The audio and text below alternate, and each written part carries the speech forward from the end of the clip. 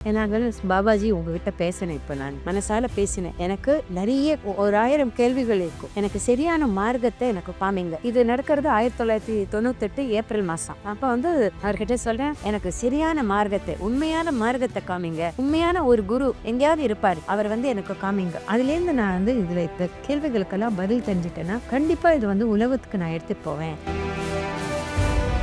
அது ஃபுல்லாகவே Canada concentrated interior village.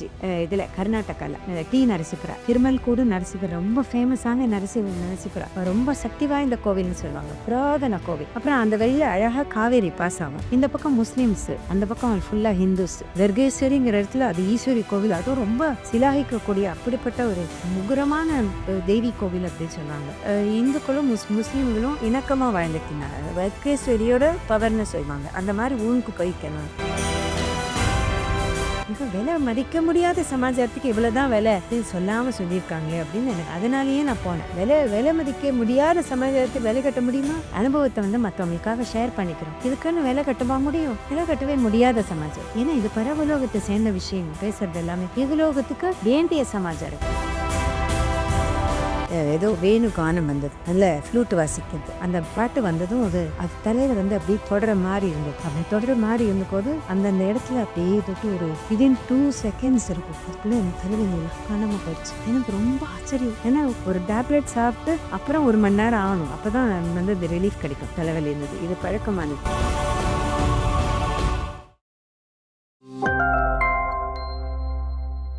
என்னால பாபாஜி உங்ககிட்ட பேசினேன். இப்போ நான் மனசால பேசினேன். எனக்கு நிறைய ஒரு 1000 கேள்விகள் இருக்கும். எனக்கு சரியான மார்க்கத்தை எனக்கு காமிங்க. இது நடக்கிறது 1998 ஏப்ரல் மாசம். அப்ப வந்து அவர்கிட்ட சொல்றேன், எனக்கு சரியான மார்க்கத்தை, உண்மையான மார்க்கத்தை காமிங்க.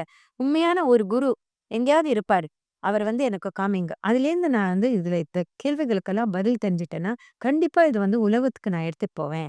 எனக்கு என்னுடைய சந்தேகங்கள்லாம் தீர்ந்துருச்சுன்னா மற்றவங்களுக்கு எல்லாருக்கும் அதை வந்து எடுத்துட்டு போறதுக்கு நான் சித்தமா இருக்கேன். ஆனா இந்த சரியான மார்க்கத்தை, சத்திய மார்க்கத்தை எனக்கு காமிக்கணும் நீங்க அப்படின்னு சொல்லி ஒரு வேண்டுகோளை எடுத்துட்டேன் அவர்கிட்ட. அங்கேருந்து எந்த பதிலும் வரல. அவர் இருக்காரா இல்லையான்னு தெரியல. ஆனா நான் சொல்றத சொல்லி குடிச்சிட்டேன். அதுக்கப்புறம் புக்கு இது வந்து மறந்துடுச்சு. நிறைய மறந்து போயிடுச்சு. மனசுல பின்னால போயிடுச்சு. அப்படியே புக்க படிச்சுட்டே வரமே அப்படியே இருந்துட்டு இருக்கும். அதுக்கு அடுத்தது ஏப்ரல் முடிஞ்சது, மே முடிஞ்சது. மே எண்டுல, ஜூன் பிகினிங்ல ஒரு ஒரு அம்மா வந்து எங்க எங்க பேங்க்ல அப்ப ட்ரான்ஸ்ஃபர்ஸ் போடுவாங்க ஆஃபீஸர்ஸ்க்கெல்லாம் அந்த டைம்ல தான். ஏன்னா குழந்தைங்களுக்கு ஸ்கூல் இன்னொரு ஊர்ல போய் சேர்க்கணும்னா உள்ள டைம் எல்லாம் கொடுத்துருவாங்க. அப்ப மே மாசமே அந்த இதெல்லாம் போடுவாங்க. இந்த ட்ரான்ஸ்ஃபர்ஸ் எல்லாம். ஒரு அம்மா வந்து ஜூன் மாசம் வந்து சேர்ந்தாங்க. ஜூன் மாசமா மே எண்ட்லயே அம்மா சேர்ந்தாங்க. சேர்ந்துட்டு அவங்க வந்து திடீர்னு தமிழ்ல பேச ஆரம்பிச்சாங்க. அது ஃபுல்லாவே கனடா கான்சென்ட்ரேட்டட் இன்டீரியர் வில்லேஜ். இதுல கர்நாடகால டி நரசிபுரா, திருமல்கூடு நரசிபுரம் ரொம்ப ஃபேமஸான நரசிபுரா ரொம்ப சக்தி வாய்ந்த கோவில்னு சொல்லுவாங்க, புராதன கோவில். அப்புறம் அந்த வழியில அழகா காவேரி பாஸ் ஆகும். இந்த பக்கம் முஸ்லிம்ஸ், அந்த பக்கம் ஃபுல்லா ஹிந்துஸ். காவேரி இந்த பக்கம் முஸ்லிம்ஸ், அந்த பக்கம் ஹிந்துஸ் அப்படி வாழ்ந்துட்டு இருப்பா. தர்கேஸ்வரிங்கிற இடத்துல அது ஈஸ்வரி கோவில், அதுவும் ரொம்ப ரொம்ப இது சிலாகிக்கக்கூடிய அப்படிப்பட்ட ஒரு அப்ப அந்த மாதிரி ரொம்ப முகுரமான தெய்வீ கோவில் அப்படின்னு சொல்லுவாங்க. ஆனா இந்துக்களும் முஸ்லீம்களும் இணக்கமா வாழ்ந்துக்கிறாங்க. வர்க்கேஸ்வரியோட பவர்னு சொல்லுவாங்க. அந்த மாதிரி ஊருக்கு போய்க்கணும். அப்ப அங்க போய் அந்த வைப்ரேஷன் எனக்கு பிடிச்சிருந்தது முதல்ல. அதுக்கப்புறம் இந்த மாதிரி இவர் எழுதிருந்து அஃப்கோர்ஸ் மன்ஃப்க்கு இந்த லேடி வந்து தமிழ்ல பேசுறாங்க. உடனே நான் என்னுடைய பேப்பர்ஸ் எல்லாம் அப்படியே வச்சுட்டு, பேங்க்ல வேலை செஞ்சுட்டு அப்படியே வச்சுட்டு, உடனே அவங்க கிட்ட ஓடினேன். ஏன்னா தமிழ் அப்படிங்கிற மொழிக்கு ஒரு பற்றுதல் இருக்கு இல்லையா? யாராவது தமிழே பேசாத இடத்துல திடீர்னு தமிழ் வார்த்தை கேட்டோம்னா, எவ்வளோ அது ஈர்க்குது அப்படின்னு சொல்லிட்டு அப்பதான் புரிஞ்சுட்டேன் நான். "செந்தமிழ் நாடெங்கும் போதி நிலை, இன்பத் தேன் வந்து காய்க்கு பாயுது பாயுது நிலை" சொல்லுவாங்கல்ல. அந்த தமிழ் தேன் காதுல பாய்ஞ்சது அது ஃபர்ஸ்ட் டைம். அது நிஜமா உணர்ந்தேன். நிஜமா பாரதி பாடியிருக்கிறது சத்தியம் அப்படிங்கிறது அன்னைக்கு எனக்கு விளங்குச்சு. அந்த மாதிரி தேன் தான் பாய்ஞ்சிருக்கு காதுலன்னு உடனே ஓடிட்டு, "எப்படி தமிழ் பேசுறீங்க?" அப்படின்னு கேட்டாங்க அவங்ககிட்ட. அப்ப அவங்க சொன்னாங்க, "என் பேரு விஜயா. நான் வந்து சேலத்துக்காரி" அப்படின்னாங்க. "நான் கோயம்புத்தூர்காரிக்கு." "நம்ம பக்கம் பக்கம் ஊர் தான். அப்போ மத்தியானமா பேசலாம்" அப்படின்னு சொல்லிட்டு சொன்னாங்க. லஞ்ச் பிரேக்ல 2 பேரும் மீட் பண்ணினோம். 3 நாள்ல ரொம்ப திக் ஃப்ரெண்ட்ஸ் ஆயிட்டோம். எப்படின்னா அவங்க கிட்டயும் ஒரு ஆன்மீக புஸ்தகம், எங்கிட்டயும் வந்து ஆட்டோபியோகிராஃபி யூகி, ஆன்மீக புஸ்தகம் 2 பேரும் டிஸ்கஸ் பண்ண ஆரம்பிச்சேன். அப்ப அவங்க சொன்னாங்க, இந்த ஜூலை மாசத்துக்கு ஒரு பெரிய மகான் இந்த ஊருக்கு வராரு. அவர் வந்து அந்த மாதிரி ஆன்மீகம் அப்புறம் நிறைய இதெல்லாம் சொல்வாரு. "நீங்க ஆன்மீக புஸ்தகம் வச்சிருக்கீங்க. நீங்க சரியான கேண்டிடேட் தோணுது அவருக்கு அப்படின்னு எனக்கு தோணுது." அப்படின்னு அந்த அம்மா சொன்னாங்க. லிசியா சொன்னீங்க. அப்ப நான் சொன்னேன், "எப்படி அப்படி தோணுதுன்னு?" ஏன்னா 17ஆம் தேதி மே அவர் வந்தாரு. ஆனா கொஞ்சம் கோவக்காரரு. அதனால கோவத்துல நெறைய பேர திட்டி விட்டுட்டாரு. எல்லாருமே ஓடி பறந்து போயிட்டாங்க. ஆனா நீங்க வித்தியாசமா தெரியிறீங்க எனக்கு என்னமோ. ஆனா நீங்க சரியான கேண்டிடேட் எனக்கு தோணுது அப்படின்னு சொன்னாங்க. இந்த அம்மா ஏன் இப்படி நினைக்கிறாங்களோ எனக்கு தெரியல. சரி அப்படின்னு சொல்லிட்டு, ஆ யாருன்னு எனக்கு தெரியாது. யாரோ ஒருத்தர் வந்திருக்காருன்னு சொன்னாங்க. சரி. திருப்பியும் ஜூலைல வராங்க அப்படின்னு ஒரு 10 நாள் ஆறதுக்குள்ள அவங்க இன்ஃபர்மேஷன் குடுத்தாங்க. அதுக்குள்ள ஜூன் அ மத்திய மிடில் ஆஃப் ஜூன் வந்துட்டோம். அப்ப அவங்க சொன்னாங்க, "இந்த மாரி அவன் வராரு திருப்பியும். திரு வந்து இந்த மாரி நீங்க வரணும் அதுக்கு" அப்படின்னாங்க. எங்க அப்படின்னு கேட்டாக்கா, ஜெகன்மோகன பேலஸ் ஆடிட்டோரியம் மைசூர்ல. இவ்வளோ தூரம் டிராவல் பண்ணா ஞாயித்துக்கிழமை காலையில 10லேருந்து சாயங்காலம் 5 வரைக்கும் ஒர்க் ஷாப் இருக்கு. நீங்க கண்டிப்பா வரணும். எந்த செலவும் கிடையாது. வரணும் அவ்வளோதான். காஃபி, சாப்பாடு, டிஃபன் ஆயிடும் வீட்லருந்து. சாப்பாடு, ஈவினிங் காஃபி அதுவரைக்கும் நாங்க எல்லாமே ஃப்ரீயா குடுக்கோம். இந்த படிப்பினை கூட நாங்க ஃப்ரீயா குடுக்க போறோம். எந்த சார்ஜஸுமே கிடையாது. நீங்க வாங்கன்னு சொன்னதும் எனக்கு ரொம்ப பிடிச்சிருச்சு. ஏன்னா சார்ஜஸ் இல்லாம ஒரு விஷயத்த சொல்லிக் குடுக்குறாங்கங்கும்போது, பணம் இல்லன்னு நெனைக்கல. அதுக்கு விலை கட்ட முடியாத சமாச்சாரம் அது. அப்படிங்கிறது எனக்கு தோணுச்சு. விலை மதிக்க முடியாத சமாச்சாரத்துக்கு இவ்வளவுதான் விலை அப்படின்னு சொல்லாம சொல்லியிருக்காங்களே அப்படின்னு எனக்கு அதனாலேயே நான் போனேன். விலை மதிக்க முடியாத சமாச்சாரத்துக்கு விலை கட்ட முடியுமா? இப்ப நம்ம குடுக்குறோம்.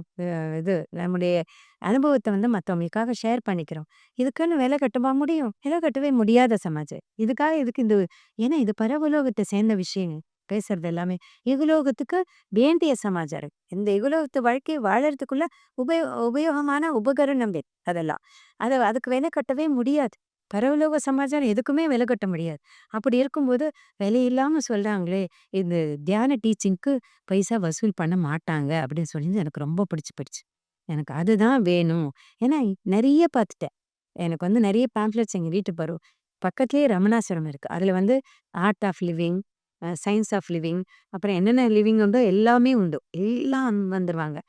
பக்கத்துல ரமணாசிரமத்த எடுத்து அவங்க அந்த டீச்சிங் பண்ணுவாங்க. ஆனா அதுக்கெல்லாம் ரூ. 250 ஃபீஸு, ரூ. 350 ஃபீஸு, ஒரு நாளத்த ஃபீஸ்ன்னு தான் போட்டிருப்பாங்க. அப்ப இதுக்கெல்லாமா போய் விலை கட்டுறது? அப்படின்னு எனக்கு முன்னாலேருந்து தோணும். விலைய ஏத்தாம இந்த சமாஜத்த சொல்றாங்கங்கிறதுனாலயே இதுக்கு போணும்னு நான் முடிவு கட்டிட்டேன். ஏன்னா, இது விலை மதிப்புக்கு அப்பாற்பட்டது. விலை மதிக்க முடியாத சமாச்சாரங்களுக்கு விலை மதிக்கக்கூடாது அப்படின்னு சொல்லிட்டு அதுல கொள்கையில இருந்தேன். அந்த மாதிரி சொல்லும்போது சரி இதுக்கு கண்டிப்பா போறதுன்னு சொல்லி மனசு தீர்மானம் பண்ணிட்டேன். நான் வீட்ல இங்க சொல்லும்போது, "நான் எதுக்குமே வரமாட்டேன்" அப்படின்னு சொல்றாரு. அப்புறம் மெல்ல மெல்ல கொஞ்சம் கொஞ்சமா அவர இது பண்ணி, அப்புறம் கடைசியில பயமுறுத்தி வந்துட்டாரு. வந்துட்டு 3 பேருமா பழக்கம். சார் இத பார்த்தாலே போட்டேன். அந்த மந்திரம். பயங்கர மந்திரம். பயங்கர ஆட்டம் பாம்பு. மந்திரம் கிடையாது. நீங்க வேற. மந்திரத்துக்கெல்லாம் மசீர அரசாமி கிடையாது. பாம்பே போடும். அப்பதான் சரியா இவங்க என்னென்னமோ வித்த சொல்லி கூப்பிட்டாங்க. நான் சொன்னேன், நான் மிஞ்சி போனா மேக்ஸிமம் நான் செய்ய முடியறது அவங்க ட்ராப் பண்ணிட்டு நான் வந்துடுவேன்.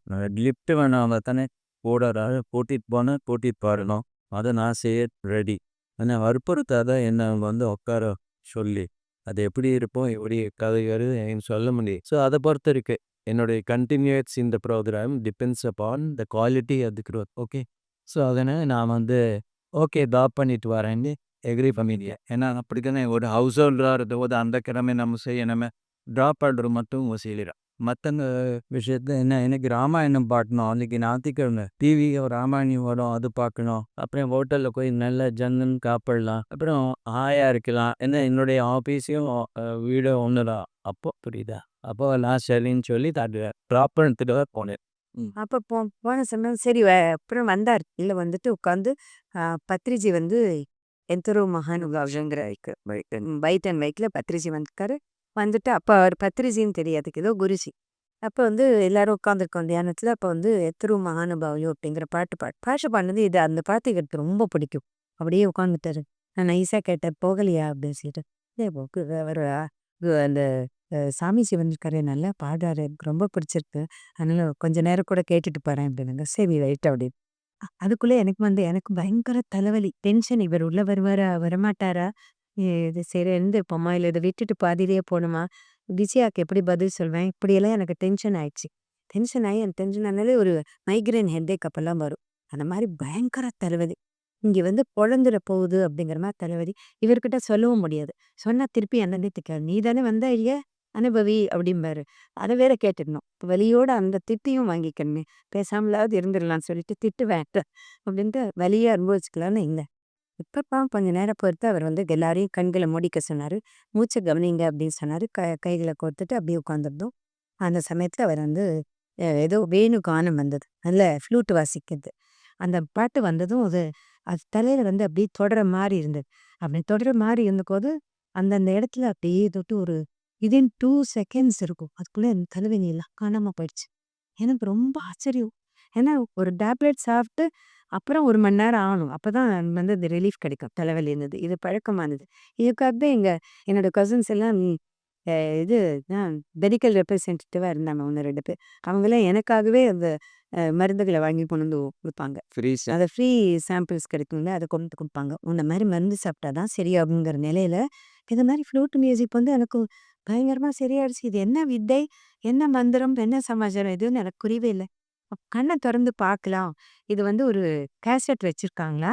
இல்ல வந்து யாராவது வாசிக்கிறாங்களான்னு கண்ண திறந்து பார்த்துருவோம் சொல்லி கண்ண திறக்கலாம்ங்கிற நேரத்துல, கரெக்ட்டா பத்திரிஜி வந்து அந்த மைக்ல சொல்றாரு, "please don't open your eyes" அப்படின்றார். எனக்கு ஒரே ஆச்சரியமா போச்சு. சரி அவர் பெரிய மகானா இருக்காரு பார்க்கறதுக்கு. அவர் சொல் பேச்ச கேட்டணும். கண்ண திறக்கிறேன்னா சொல்லி கண்ண மூடி உட்காந்து கண்ண மூடி உட்கார்ந்ததும் உடனே பார்த்தாக்கா இங்கேருந்து ஒரு எத்தன பூக்கள்னு எனக்கு சொல்லவே முடியாது. 1000 பூக்கள் அப்படியே வந்து வந்து மலருது. அசாத்தியமான கலரா இருக்கும். இந்த உலகத்துல நான் பார்க்கவே இல்ல அந்த மாரி கலர்கள். அந்த மாரி வண்ண வண்ண பூக்கள் அப்படியே வந்து வந்து வந்து மலர். அதுக்கப்புறம் அந்த சீன் போயிடுச்சு. அப்புறம் வந்து ஒரு 300 முகங்கள் பார்த்துருப்பேன். வித்தியாசமான முகங்கள் வந்துட்டே அப்புறம் ஆண், பெண், சிறுவர், வயதானவர்கள் அப்படின்னு சொல்லி பல முகங்கள் வந்துட்டே இருக்கு. ஒரு முகம் போய் இன்னொரு முகம் மாறி மாறி மாறி மாறி முகங்கள் வந்துட்டே இருக்கு. இது என்னடா இது ஒரு இதா விந்தையா இருக்கே! இத நிறுத்தலாமா? அப்படின்னு பார்த்தா ஒண்ணுமே செய்ய முடியாது. நான் பார்த்துட்டே இருக்கணும் அவ்வளோதான். வந்துட்டே இருக்கு. பார்த்துட்டே இருக்கணும். அவ்வளோதான் அப்படியே பார்த்துட்டே இருக்கேன். அப்ப மனசு கூட இல்ல.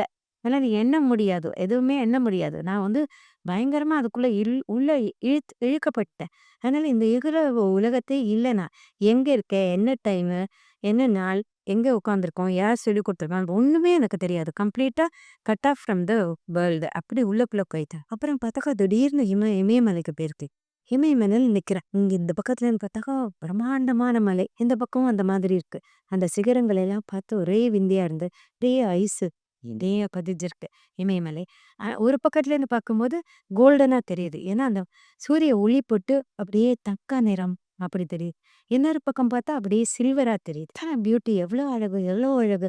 அந்த குளிர் கூட கொஞ்சம் ஃபீல் பண்ண முடிஞ்சது. அந்த அளவுக்கு ரொம்ப நல்லா இருந்தது. அப்படியே கீழ மேலேருந்து பார்க்குறேன், கீழ வந்து பார்க்குறேன். கிடுகிடுன்னு எல்லா இடத்துலயும் சுத்தி சுத்தி போறேன். ரொம்ப அழகா இருக்கு. அந்த அழகையெல்லாம் அப்படி ரசிச்சுட்டே வரும்போது, ஓகே அப்படிங்கிற வார்த்தை காதுல விழுது. உடனே சகஜ நிலைக்கு வந்து கங்கை மேல கை வச்சுக்கங்க அப்படின்னு சொல்லி திறக்க சொல்லிட்டாரு. தியானத்துலேருந்து வெளியில வந்துட்டோம். எழுந்ததும் எல்லாருமே கை தட்ட சொன்னாங்க. எல்லாம் கை தட்டினோம். அதுக்கப்புறமா குருஜி வந்து மெல்ல எல்லார்கிட்டயும் வந்து அப்படியே பேசிட்டே வந்தாரு. இவர் சொன்னாரு, "இவர் வித்தியாசமான குருஜியா தெரிகிறாரே! எல்லார்கிட்டயுமே சகஜமா பழகுறாரு மாரி இருக்கு. இது வந்து கொஞ்சம் வித்தியாசமா இருக்கு. பாருங்க நம்ம கிட்ட தான் வராரு" அப்படின்னு சொன்னேன் நானு. எங்க கிட்ட கரெக்ட்டா வந்துட்டாரு. வந்ததும் இவர்கிட்ட "ஹவ் வாஸ் இட் சுவாமிஜி?" அப்படின்னு தான் கேட்டாரு. இவர் ஏன் சுவாமிஜி அப்படின்னு தான் கூப்பிட்டாரு. அப்புறம் வந்து ஹவ் வாஸ் இட் கேட்டப்போ, "ரொம்ப நல்லா இருந்தது. 1 மணி நேரம் எந்த எண்ணக்குலவே இல்லாம இருக்க முடியும். என்னால கூட உட்கார முடியுங்கிறது இப்ப தான் தெரிஞ்சுட்டேன்" அப்படின்னாரு. அப்புறம் என் பொண்கிட்ட கேட்டாரு. அவ வந்து நான் வந்து ஒரு டனலுக்குள்ளால வேகமா போனேன். அந்த எண்ட் ஆஃப் த டனல் ஐ சா த புத்தா மெடிடேட்டிங் அப்படின்னா. வெரி குட் அப்படின்னாரு. அதுக்கப்புறம் என்ன பார்த்து வாட் டிட் யூ சீ அப்படின்னு கேட்டாரு. அதாவது என்ன பார்த்தீங்க அப்படின்னு சொல்லிட்டு. அத அப்ப நான் உடனே மத்ததெல்லாம் பார்த்தது மறந்து போயிடுச்சு. எனக்கு நான் இன்னும் வந்து தியான நிலையிலேயே அந்த சமயத்துல வந்து அவ கேட்கிறாரு. இன்னும் கம்ப்ளீட்டா இகுலோவ எதுக்கோ பண்ணல. எழுத்தப்படு இந்த லேண்ட் ஆகல. இன்னும் பிளேன் இன்னும் கொஞ்சம் இதுலயே இருக்கு. கிளைடிங்லயே இருக்கு. இன்னும் கொஞ்சம் பல்ல மெல்ல லேண்டிங் ஸ்டேஜில தான் இருக்கு. அந்த மாதிரி இருக்கும்போது கேட்டபோது நான் சொன்னேன், "நான் வந்து இமயமலைய பார்த்துருக்கேன். நீங்க 2 பேரும் மேடைக்கு வந்து உங்களுடைய அனுபவத்த சொல்லணும்னு" சொல்லிட்டாரு. எனக்கு கைதான் உதறல் எடுத்துச்சு. ஐய்யய்யோ! எல்லாருக்கு முன்னால என்னத்த பேசுறது? எனக்கு தெரியவே தெரியாது. யாருக்கு முன்னால எனக்கு பயமா இருக்கு. நான் போறேன். மைக்கே தொட்டதில்ல. நான் மைக்கே தொட்டது கூட இல்ல. வேண்டாம் அத வேண்டாம். நான் போறேன். தொட்டிருக்கேன் கொஞ்சம் எல்லாம் ஸ்கூல்ல, காலேஜ்ல இருக்கும். இது நடிக்க வைத்தே டிராமாலாம் போடுவோம்ல, அப்பல்லாம் அந்த மாரி பேசியிருக்கு. ஆனா, அது பெரிய ஒரு வித்தியாசமான கூட்டத்துக்கு முன்னால 600 பேர் 500, 600 பேர் உட்காந்துக்கலாம். பிரம்மாண்டமான ஹால் அது. ஜெகன்மாதா பேலஸ் ஆடிட்டோரியம்லாம் எவ்வளோ பெருசா இருக்கும். ரொம்ப நல்லா இருக்கு. எல்லாரும் நெறைய பேர் உட்காந்துருக்காங்க. அதுக்கு முன்னாடி நான் எனக்கு பேச முடியும். அப்போ இவர் இப்படி சொல்லிட்டாரு நான் போறேன்னாலும், ஈஸியா வந்து உங்களுக்கு பைத்தியம் தான் பெஞ்சிருக்குன்னு நெனைப்பேன். பாருங்க இத்தன பேரு நின்னுட்டு இருக்காங்க. அங்கலாம் எங்கள கூப்பிட மாட்டாங்களா? ஏதாவது சொல்றதுக்குன்னு காத்துட்டு உட்காந்துட்டு இருப்பாங்க. நீங்க உங்ககிட்ட வந்து நீங்க வாங்கன்னு சொன்னதுக்கப்புறமும், நீங்க தாண்டிட்டு போறீங்கன்னா போங்க. எதையோ ஒண்ண வந்து லைஃப்ல இழந்துடுவேங்கன்னு தான் எனக்கு தோணுது அப்படின்னாங்க. எனக்கு அது திடீர்னு புரியல தட்டின மாரி இருந்தது. ஐய்யய்யோ! எனக்கு எதையும் இழக்க வேண்டாம். நான் அதுக்காகவே தானே வந்திருப்பேன். இவர்கிட்ட வேற பாதியில போறேன்னு சொன்னா என்ன பார்த்து சிரிப்பாரு. வேண்டாம் சரி நான் வரேன் அப்படின்னு சொல்லிட்டு எப்படியோ போய் அப்படியோ அந்த ஒரு அவர பார்த்ததும் எனக்கு பயமே இருக்கல. அவர இன்னும் பழைய ஜென்மத்துல தான் பார்த்த மாரி தான் தோணுச்சு. ரொம்ப இயல்பா இருந்தது. புது ஆள பார்க்குற மாரி தோணவே இல்ல. ஆனா க்ரௌட் எல்லாம் பார்த்தா கொஞ்சம் பயமா தான் இருந்தது. இருந்தாலும் எப்படியோ மேக்கப் பண்ணி நான் வந்து இமயமலை பார்த்துட்டேன் அப்படிங்கிறத சொல்லிட்டேன். சொல்லிட்டு வந்து உட்காந்துட்டேன். என் பொண்ணு அந்த மாரி அவ அழகா சொன்னா. இந்த மாரி டனல் குள்ளால டிராவல் பண்ணேன். எண்ட் ஆஃப் த டனல் நான் புத்தாவ பார்த்தேன். அப்படின்னு சொல்லிட்டு ரொம்ப கிளாப்ஸ் பண்ணாரு. அதுக்கப்புறம் வந்து உட்காந்துட்டோம். அப்புறம் வாட் இஸ் யுவர் நேம்னு என்கிட்ட கேட்டார். அந்த பேசிட்டே இருக்கும்போது. அப்ப நான் என்னுடைய பேரு கிரிஜாராஜா சொன்னேன். அப்புறமா வந்து உட்காந்துட்டோம். அப்புறமா அ எல்லாம் மத்த ஆயிடுச்சா ஆனா நான் சொன்னேன், இந்த மாரி இந்த தியானம் ரொம்ப நல்லா இருக்கு. இத வந்து நம்ம விடாம பண்ணணும். இவர் தான் வந்து நம்மளுடைய குருன்னு எனக்கு தோணுது. இவங்க என் பெரிய பொண்ணு வரல. அவ வந்து மெடிக்கல் காலேஜ்ல படிச்சுட்டுருக்கா பெங்களூர்ல. அவ ஹாஸ்டல்ல இருக்கா. அதனால அவ வர முடியல. ஆனா இவரும் நானும் சின்ன பொண்ணு மாத்திரம் போயிரும். இவங்க 2 பேர்கிட்ட சொன்னேன். இந்த மார்க்கம் தான் சரியான மார்க்கம்னு எனக்கு தோணுது.